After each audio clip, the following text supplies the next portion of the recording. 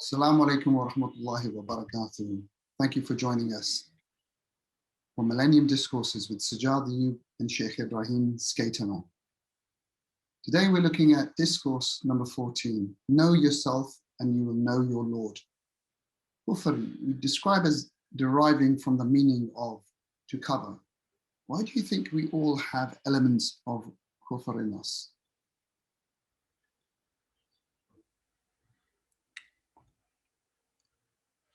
Well, if it is as we assert, that before endless time, our Rabb asked us to affirm that he was our Rabb. In other words, the one who has taken it on himself to be the bestower and the withholder, the one who grants us what we need and the one who withholds catastrophes from us.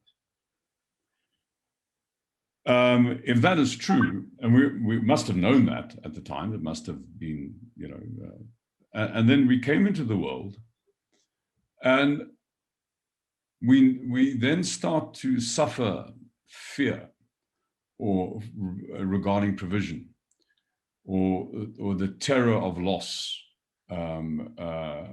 If this is, then surely we must have forgotten something. I mean, if we have this experience, surely we must have forgotten something. Something must have been covered. Something must have been veiled, And I do think that we get veiled. I mean, I think we veil the truth. We veil the truth that there is a guardian Lord in charge, that he does withhold the catastrophes from us, and that we do have a moment-by-moment engagement with him, that he is, in fact, the most intimate experience and reality known to us, and that all other things are secondary to that. We hide that. We make things other than that experience significant.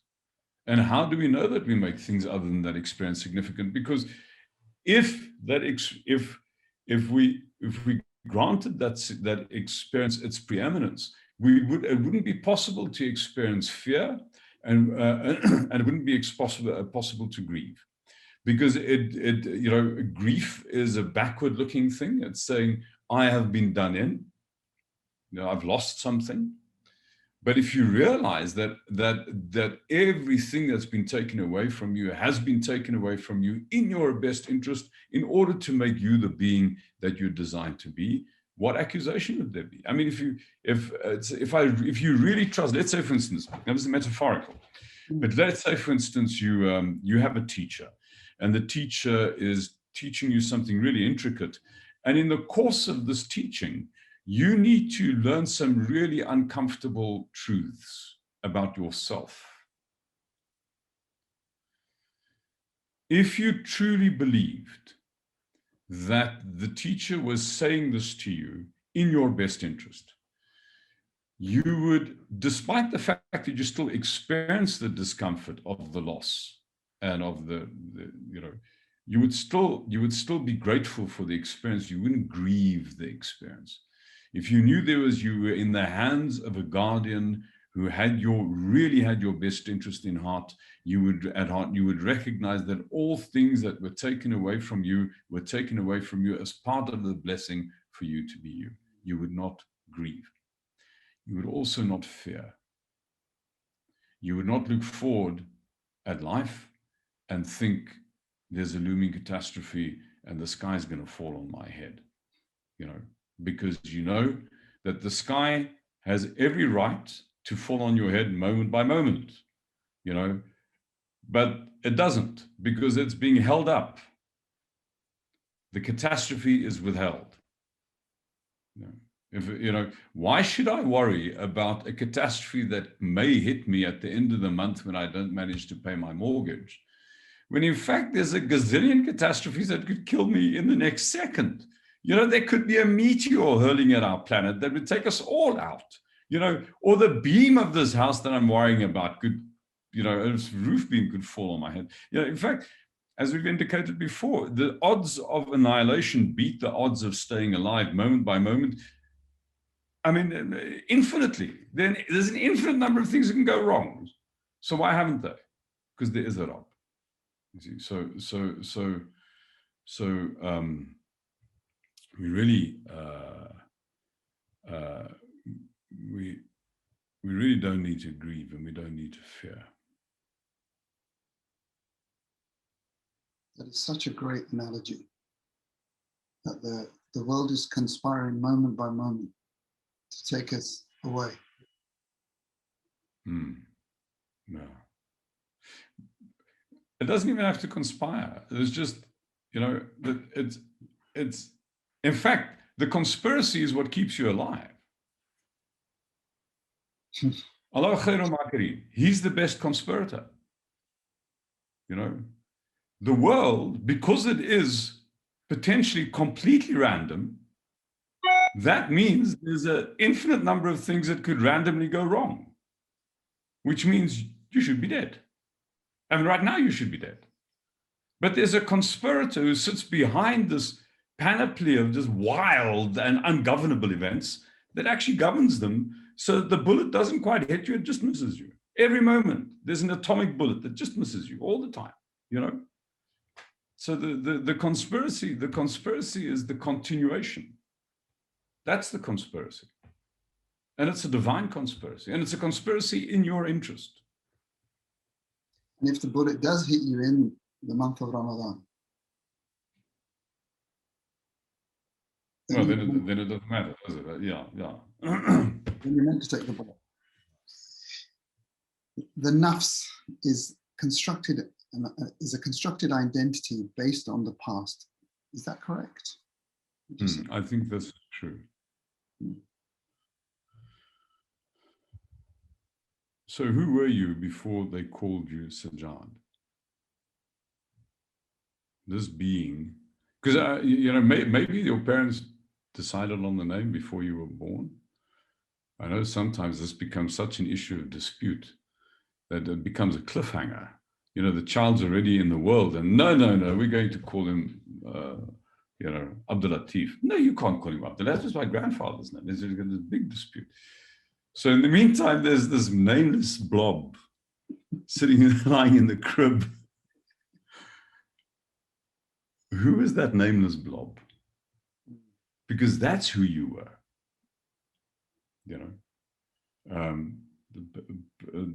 A being with no name. No, that's what came from the Rabb. And that, by the way, is what's going back to the Rabb. All this other stuff that they plastered on you, layer by layer by layer, in your lifetime, is all going to get stripped away. It is this wakefulness that came from the Rabb, and it'll be that wakefulness that returns to the Rabb. Everything else will go away. Who we think we are is a completely fictitious, constructed reality. Well, you can't even call it, it's an illusion, a constructed illusion, So at some point they must have done really sneaky things to this wakefulness to get this wakefulness to be so confused that it saw this face in the mirror and said, yes, that is me. And this thing that is looking through these eyes is called Sajjad, And maybe it happened that after a few iterations where they saw you kind of perking up at the wrong name, you know what I mean? So you had a little cousin called Mustafa. They said, Mustafa, and your eyes figured, no, you're Sajjad. You idiot, you're Sajjad. I'm said this one said, okay, this one's Sajjad. Yeah. So we learn who we are. And each one of these steps of learning who we are kind of more about learning who we're not. I mean, so who you think you are. So let's assume, Sajjad Sahab, we're on a plane. We don't know each other. But we sit next to each other on an aircraft, and we're flying somewhere. It's a long flight, and we've the in-flight God forbid, but this happens. The in-flight entertainment system breaks, right? So, and we only have each other as company because you've slept enough, you're bored out of your skull, Didn't bring anything to read. So there's me. So we start talking, as human beings do. And, assuming that we start, so if we started talking, I mean, the question is, so what are we likely to say to each other? Well, the first thing is you introduce yourself to the person, And so, well, what would that look like? Well, say, I am Ebrahim Schuitma. I used to run a consulting firm in South Africa. I still have a small role there. I'm 62 years old. I have 4 children and 4 grandchildren, and I'm talking about myself. And then what I think when I'm saying these things, I'm actually saying things about myself. It doesn't occur to me that I'm actually not. I'm saying more about what I'm not than what I am. So if I say I'm Ebrahim Schuitma, do you know how many possible words and names that excludes? I mean, I'm not Sui Hing Hong or Fred Bloggs or Sally Cunningham.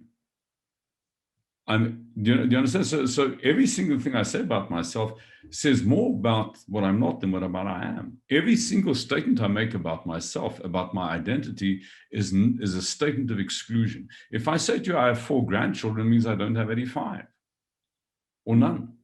So I've got 4 children. It means I don't have 3 or 2. I've got 4, everything I say about myself says more about what I'm not than what I am. And these things, these statements of exclusion are like boundaries. They're bars to a cage. They delineate. They separate me from others. I'm not part of the mass that are called this whole sort of nondescript possibility of stuff. I'm this one, this individual one, separated from that mass. That's how you can identify me. You see, it's my identity, my distinction. This one has 4 children, not 85, 4.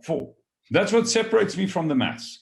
So all this collaborative collection of stuff is what makes me who I think I am. Every one of them separates me from the mass, makes me distinct, gives me boundary, pulls me away from.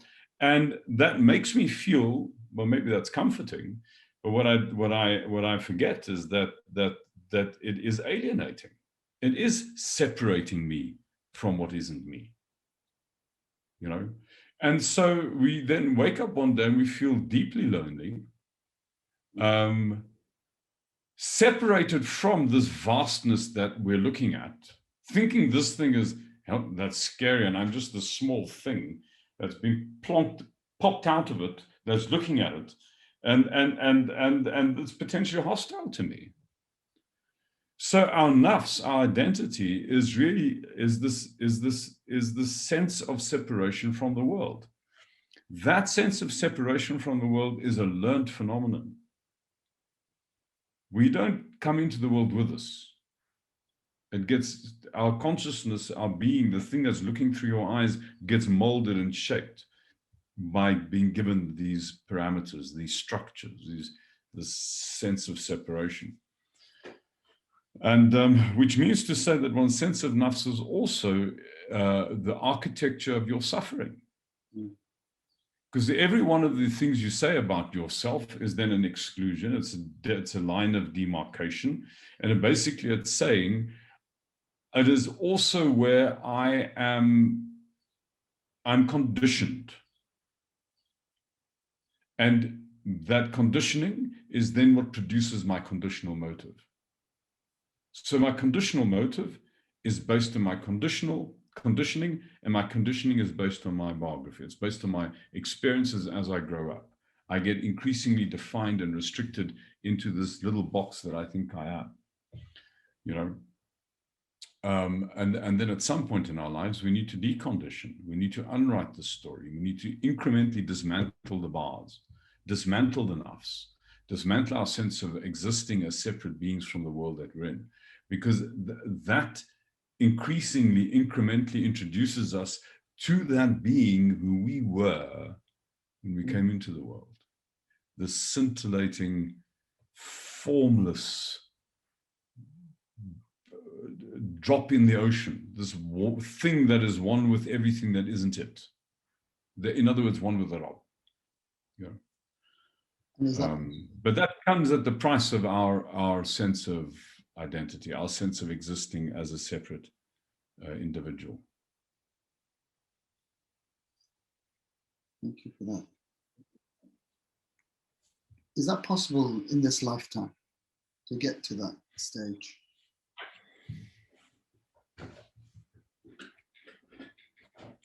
Well, I mean, I suppose technically it has to be possible. Whether you could still function, that's a different question. I mean, obviously, somebody who's deeply comatose, or people who have a near-death experience. I mean, very often people's accounts of near-death experiences are ecstatic. In other words, they have this experience of becoming embraced in this matrix of love, which is the sea that the whole of existence is made of. People have that experience. They don't even know how to articulate it. It's too big for words. It's such a vast experience. But they were clinically dead when they were having that experience, or they were comatose. You know, so technically, yes, it is possible in this life. Well, the question is it possible to be a fully functioning human being and have that experience? So I'm less and less convinced. I think the reason why we're alive is that we're still battling some piece of conditioning. And so I think even the most enlightened people suffer, because we know that Rasul Sallallahu Alaihi Wasallam suffered. He had discomfort. He had things that made him sad. He had things that made him concerned. If he's the most exemplary human being, to say that on this side of the grave there is categorically an end to suffering, that would be naive. So I think we can have glimpses of the state, and we can have an experience of the state which is very immediately at hand, almost like the background of your being.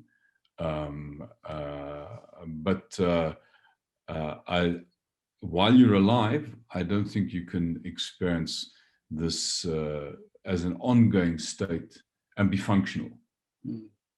So I do think there are people who are alive who experience that ongoing state, but I don't think they're functional anymore. I mean, the person's sitting somewhere, you know, drooling in the corner of a zawiya somewhere, and somebody on occasion puts some bread in his mouth. But I mean, you know, the person's just completely dysfunctional. They cannot manage themselves to the bathroom, never mind manage an affair or manage their life.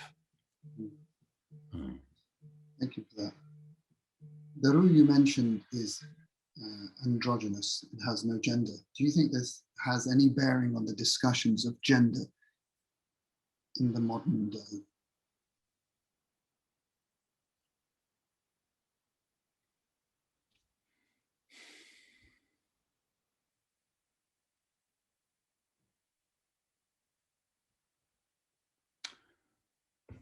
I don't.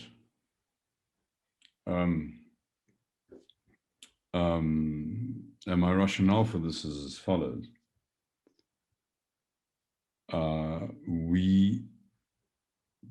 The essence of who you are is androgynous. I mean, it's this you've taken on, you've learned to be who you are. I mean, in a sense, you kind of like, but that doesn't mean to say that we therefore don't have the responsibility to act consistently with our role in life, you know.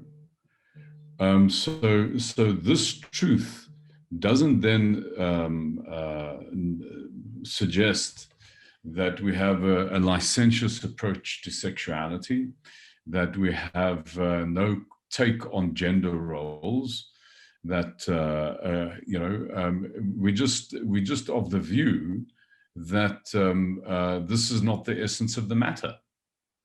You know, I mean, a human being is a human being first, before they're a woman or a man and that's the thing that you need to respect, and maybe the way in which you express the respect might be different from how you deal with a woman to how you deal with a man. That's entirely possible. So, for instance, it does horrify me a little bit that they have, the army that I served in, for instance, would not have women in the same barracks as men. I mean, that's just looks completely strange. And there are military armies now that do that. And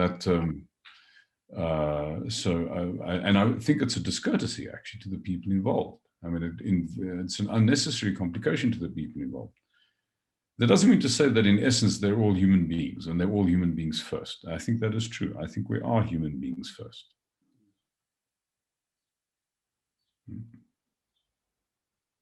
You also mentioned you cannot know who you are without dying. What does this mean to the average man and woman? So we have spoken about this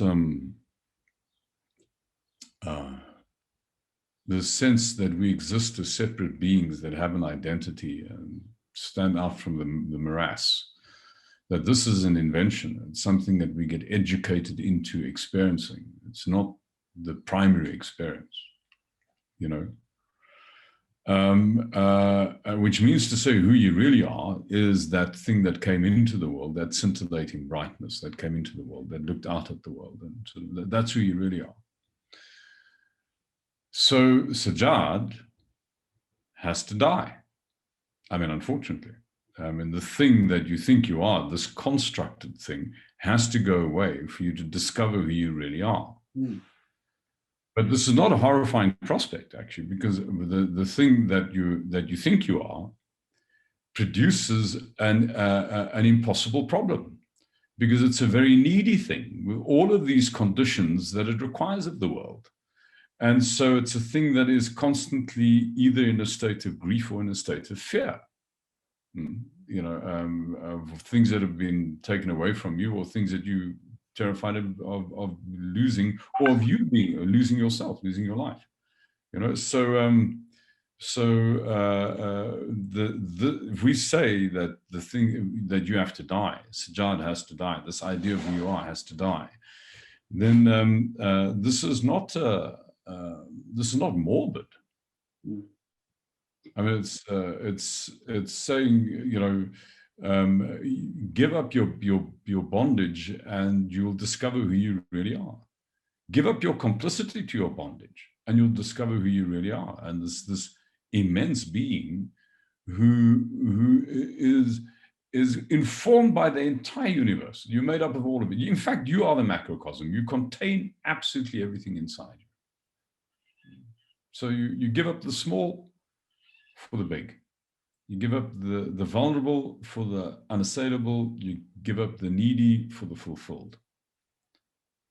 So that's the prize. It's not a morbid thing to say. You're looking for the death of the self, or for the death of the nafs. It's something one should aspire to.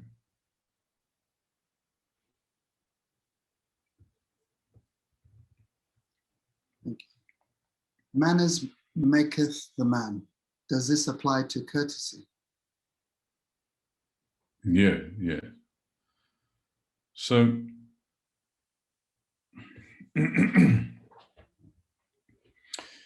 how do I know that how do I find out that I don't have to impose my needs on the world? That the world will deliver for me what is in my best interest. The agency of the world will deliver my best auspices to me in the fullness of time without my agency. I come to my own defense. When I stop doing so, I restrain myself.